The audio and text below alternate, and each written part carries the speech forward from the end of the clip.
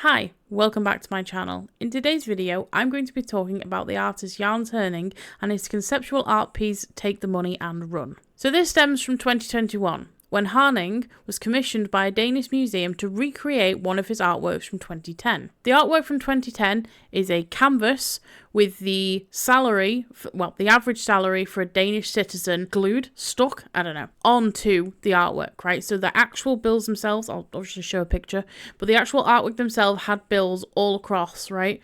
And the concept was, this is the annual salary, and it was a statement on the inequality of wages and that kind of thing. It's what conceptual art's kind of a difficult thing to nail down.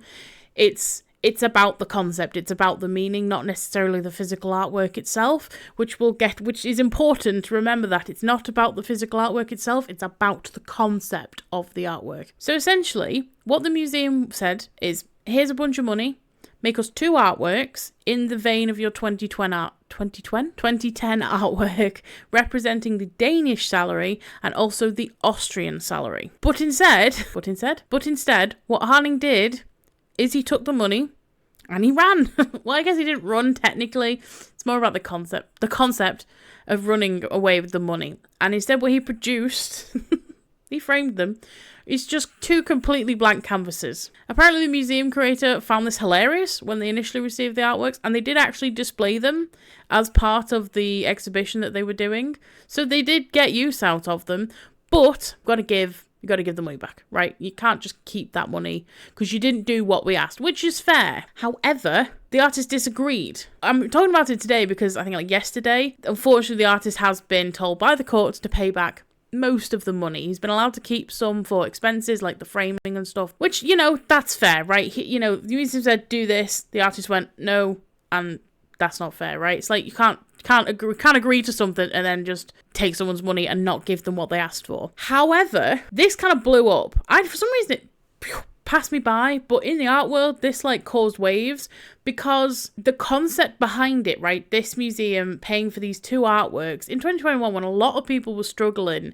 financially because of the height of the pandemic, the artist hasn't really spoken on it that much, but I think it's kind of in poor taste, to be quite honest. The other thing that's interesting about this is the artist has said that if he did actually make the artworks they wanted for him, he'd be out of pocket. He'd be about 25,000. Oh my God. The artist would actually be about 25,000 kroner out of pocket, which is just under $3,000, I think. And if someone asked me to make artworks and then I'd end up out of pocket, I'm not doing that. So I understand how he could be a bit cheesed off by that.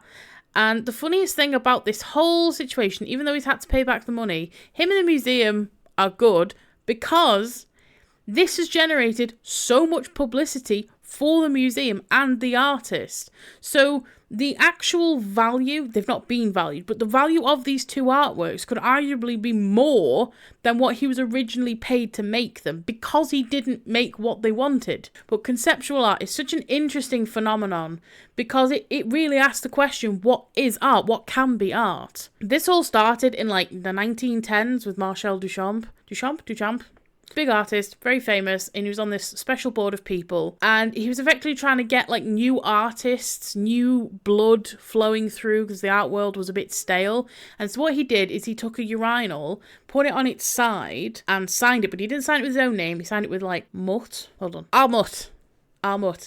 just a random name, because if he'd have signed it himself, the people on the society would have been like, oh, it's amazing, it's fabulous, because he was a famous artist at that point. But the point of signing it with an unfamiliar name is he got to see the reaction of his art society and art as a whole, art society as a whole. And so this then became this concept of, well, what is art? It's absolutely fascinating. And also, in the day and age where you've got, social media, something like this can blow up, and the artwork becomes the reaction on social media as well. So you've got this really big reach where you can do something like this, which in this country we'd call it banter. He basically took the money and run. It's amazing. It's hilarious. And he's come out on top of this. The museum has come out on top of this. They've got their money back. Everyone had a good giggle. So yay. I think it was really well done. I'd be upset to learn if it was engineered, but I don't think it was because they wouldn't have gone through the courts. But yeah, I just really enjoyed reading it this morning. I don't know how I missed it previously, but yeah, I might like to do more stuff like this in the future. If you liked me talking about this, I guess it's kind of like a commentary video, but on the art world, which I didn't even think about doing before, so. Anyway, sorry, I'm rambling. If you like this video, please give it a like. If you want to see more from me, subscribe, and I will see you in the next video. Bye!